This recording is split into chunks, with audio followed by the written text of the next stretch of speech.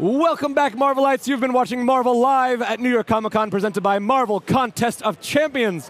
And we have a new host, Angelique Roche, and we also have a new guest, Robbie Thompson, writer of Spider-Man, Deadpool, and also many more, solo adaptation and solo Imperial Cadet. That's right. Sorry. Yeah, that's all very true, what you just said. It's all factual. Let's talk about Spider-Man, Deadpool. Yeah. Let's talk about my two best friends. I think that's the only thing we should be talking about. Yeah.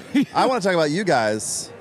Well, they're both so dreamy and attractive. Oh my God, well, thank you. Well, I mean, I'm sorry, I'm just trying to keep it real here on MarvelLive.com, streaming, whatever. How do you balance the jokes between Spider-Man and Deadpool, arguably two of the most funny characters in the Marvel universe? But funny in very different ways. Very different Funny, ways. that's very true. Very different. I don't. I just put a bunch of stuff in there, and I have two wonderful editors, Nick Lowe and Kathleen Wisniewski, and they are really, really great about kind of like just reminding me, like, hey, like we've been kind of Spider-Man heavy, we've been kind of Deadpool heavy, and it's great because like when I'm writing in the scene, I'm kind of coming at it from their point of view, the character's point of view. But Nick and Kathleen are really wonderful about kind of saying, like, hey, let's like kind of balance it out. Or unless we're trying not to be balanced, if Deadpool's just, Wade's got a Wade, you know what I mean? And Wade's so, got a Wade, if that should be a shirt. Yeah, Wade's got a Wade. Got a Wade. You heard it here first. We just created a shirt. Wade's got a Wade. Wade's got a Wade, man. Who among us doesn't have a Wade?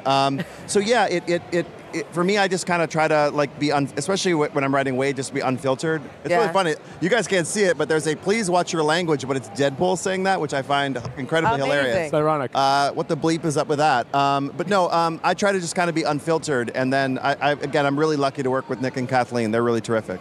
I think one of the cool things that you just said it, which is finding this balance between Wade and Peter Parker and what that actually means. Because you have someone who's very strategic, who's very heartwarming. He's got this great corniness to him. And then someone who's just going to blow everything up because he'll grow things back. But I think one of the things I love is at the end of the last issue, Wade has yet to grow back his legs. That's true.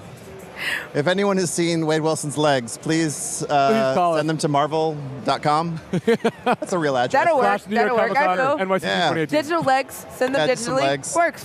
He's going to grow them back. That whole bit came from, I'm working with two really terrific artists on the book, and I've been lucky to work with amazing artists throughout the entire run. But Matt Horak and Jim Toe are working on it now. And Jim and I are buddies. We're both from Michigan, and we were texting back and forth. And I was saying, hey, we're going to have some dinosaurs and stuff, and he was really excited about drawing dinosaurs. And he pitched a gag, which was the Jurassic Park reference gag, which was eventually led to Deadpool being chopped in half. And then he actually, because we can't show too much blood in our book, and we don't want to show too much gore, but you get chopped in half, it's you got to show it up somehow. Something's got to happen.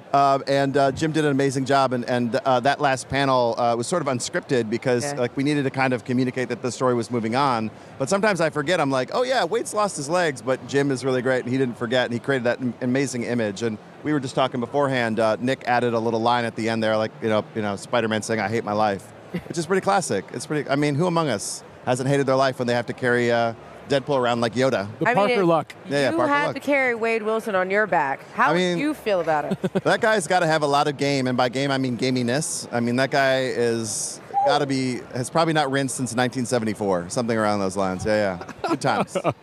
So where did the idea come from for talking dinosaurs? Because I love talking dinosaurs. Yeah. I think they're great. Yeah, I just think it's their time to shine. You know what I mean? I think, we've seen non-talking dinosaurs. We've seen a lot of non-talking dinosaurs. And I was like, what are they?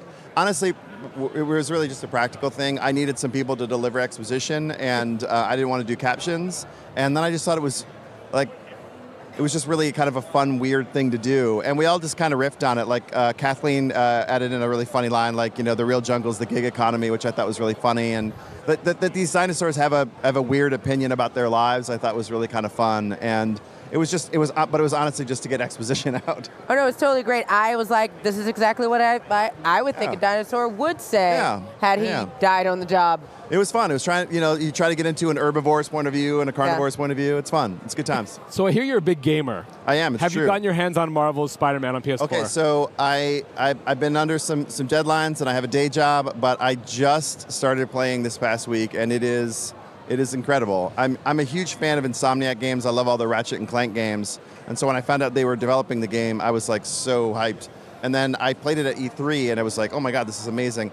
I have not played any of the game. I just I just whip around New York City. Swinging around. And I do stunts and stuff. And I try to find like where my wife grew up because she's from the city, and then I tried to find Javits, but it's like they changed some layouts and stuff like that because I want to take like a selfie at Javits before New York Comic Con. But it's incredible. It's like I barely scratched the surface of it. Yeah. But I was like, oh, I'll sit down for an hour, and then like the sun rose and set. But I haven't played much of the story. I've just been like trying to take cool pictures and be Peter Parker. You are not the first nor the last person who will say that exact statement.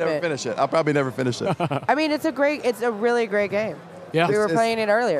I mean, Insomniac's really great at just like, the way that they figure out the mechanics for games. They're just really incredible. And the story is really great. And they got, Dan Slott and Chris Gage to work on it as well. So it really, it's its own Spider-Man, but it's also like the Spider-Man that you know and love, so which is cool. Yeah. So coming up this Halloween, Avengers Halloween special. Yeah, that's right. Let's talk about that a little bit. Yeah, like sweet, beautiful, kind Jake Thomas. I don't know, Jake, if you're here. Is an editor I worked with on another book called Venom Space Knight, and he reached out to me, and I was really excited. And we got to work with Bob, who's a great artist, and I was really attracted to doing like a 6-page story rather than like a full thing. And he was really encouraging to kind of do like an alternate reality. So it's kind of if you ever wondered what the X Mansion might look like if it was haunted, that's kind of what the story that we told, and it's told from sort of a younger point of view, and so it was really fun. I used to work on a show called Supernatural, and it was really kind of fun to kind of use some of the skill set that I had from that show in the Marvel universe. I'd love to write some more scary stuff. It was a lot of fun. Well, I know fans out there always really love like hearing from creatives and creators who are in the Marvel universe. Yeah. Like, how did you get into doing this kind of work?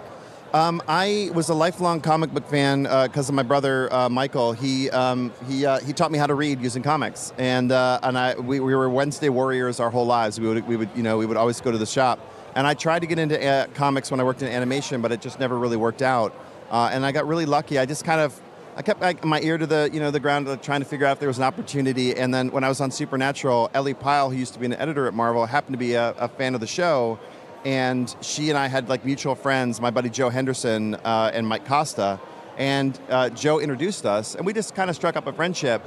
And then she let me pitch on Spider-Verse, and then eventually I wrote Silk. And it was funny, I did like a How to Break into Marvel Comics panel. And they're like, everyone's telling these great stories, and like, I tried and like failed, but then I was like, I guess get a job on Supernatural, and then go write Marvel Comics. But I had tried in the past to like get my own comics going, and it unfortunately didn't work out for me. And I had done some stuff at the other company once a little while ago, but that didn't actually work out either. So I was just really lucky, and I was in the right place at the right time because the Spider-Verse events, they needed some writers, and so yeah, thank you, Joe, and thank you, Ellie. That's really awesome. Well, thank you so much. Oh my gosh, thank you guys. It's good to see you again. Awesome. It's great to meet you. Thank you. Pleasure. Right on.